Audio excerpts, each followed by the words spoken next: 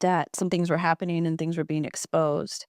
And I just remember thinking, this nothing good's gonna come out of this if I tell. For one, no one's gonna believe me. And then two, what good could come out of this? And I was being told you take it to your grave. So that's what I intended to do. So recently, I've had to sit down with my family and friends to share with them what happened. And as I said, I never intended on sharing this story. And if some of you are wondering why would you wait all of these years? It's been, over 40 years since this happened to me. The only thing that I can tell you my answer is because I feel like God is wanting me to share this. That's the only reason why.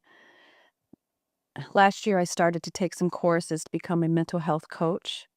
I have achieved two out of my three certificates for this program. And I wanted to take these classes because I've experienced so much trauma in my life, and a lot of my family and friends have also. I know a lot of people have walked through much darker things than I have. I don't think this is probably the worst story you've ever heard, but to me, it was pretty tragic, of course.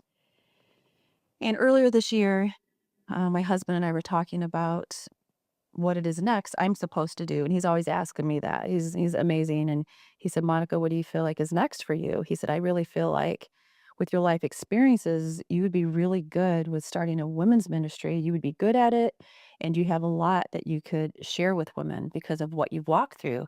And I said, "I agree with that." And as I started to pray about that, all of a sudden, I felt like God was just impressing on me that it's time to share my story. And I tell you, I fought that. I have fought that so many times.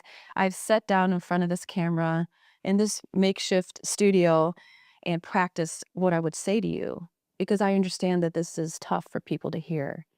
And it's tough because of the topic of sexual abuse, but also when you talk about someone who is a pastor or someone who's in a leadership role abusing his position, it's hard for people to hear. And as you can tell, I haven't said any names of the pastor or the church because I don't think that's necessary. I think some people may put two and two together on their own, or they may assume it's somebody or the other, and that's okay. What I've been called to do is to share my testimony with you. Whether you believe it or not, it doesn't really matter because I'm obeying God. And again, it's been a rough ride here the last few months, probably 4 or 5 months, and me preparing my heart to do this.